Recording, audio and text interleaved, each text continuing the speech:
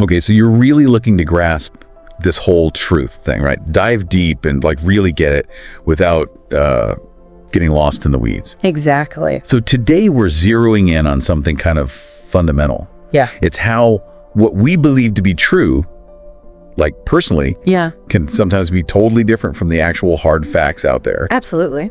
And we're working with some fascinating stuff you sent over. Yeah. So our mission, to figure out why and how our own personal truth can sometimes, veer off the path a little. Yeah, let's just jump right into it. I think a good place to start would be with this idea of objective truth. Okay.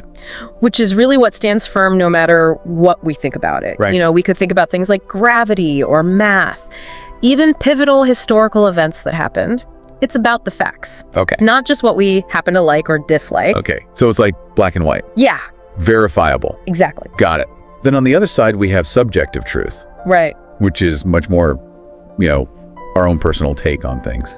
Really shaped by our experiences, our feelings, how we interpret things. It's super personal. It varies from person to person. Absolutely. And it's important for each of us individually. But it can be very, personal. Exactly. It's colored by our own lenses. And I think a big part of that is presuppositions. Okay. So those are those kind of underlying assumptions that we all carry around with us that act as these filters. Right. So like those things we don't even realize are there. Right. But they're shaping how we see everything. Exactly. And those things come from, where we grew up, our culture, our education, those moments that really stuck with us, they all contribute to these assumptions. Yeah. And these assumptions then affect, what information we easily accept. Yeah. And what we're pushed back on. Absolutely. It's like a lens we can't take off. So give me like a concrete example of how those filters really change things. Sure. So you could imagine something like the origins of the universe. If you have someone who has a really strong religious background, they might interpret scientific data through that lens. Okay. And come to a very different conclusion than someone who's approaching it from a purely scientific viewpoint. Yeah. Even though they're looking at the same data. Yeah. Or we could think about something like economic reports. Okay. Depending on, your political leanings. Right. And your underlying beliefs about how the economy works, you might see the same exact numbers as good news or bad news. Even a simple question like, have you finished the report? Well, that already assumes that you were working on a report. Right. So it can be very subtle. That is a subtle point, but powerful. Yeah. So these baked-in assumptions really are directing how we understand things. They really are.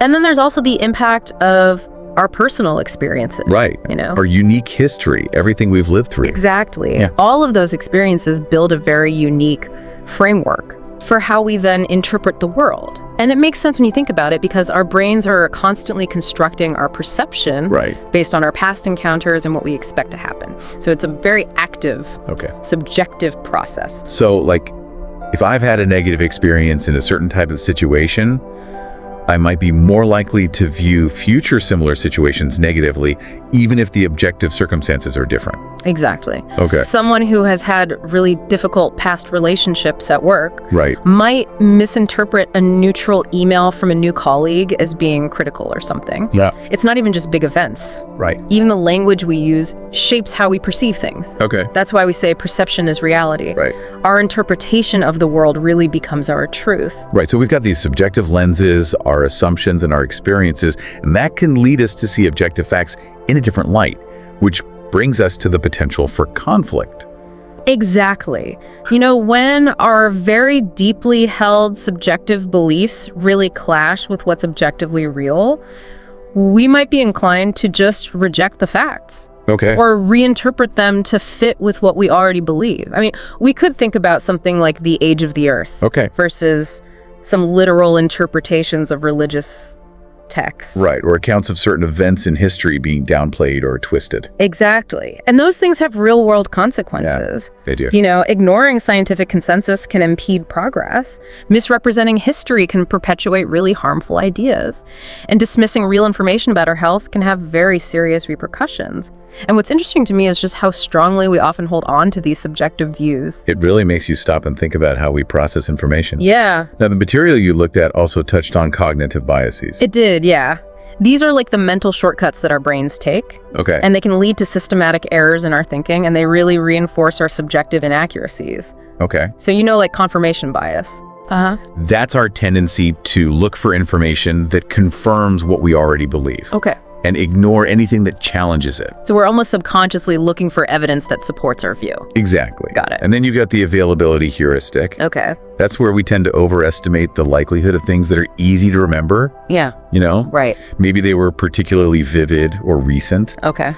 And then there's belief perseverance, which is that tendency to really stick to our initial beliefs, even when there's evidence that contradicts them. So we really end up seeing what we want to see, filtered through our experiences, and then strengthened by these mental shortcuts. Exactly. Wow. So the main takeaway, I think, is that, our subjective understanding is really powerful. Yeah. It's a force in our lives. Yeah.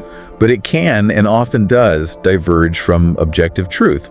And that's because of those underlying presuppositions, the lens of our personal experiences and these cognitive biases. It really makes you consider your own viewpoints. It does. It highlights just how important self-reflection and what we call intellectual humility are. Okay.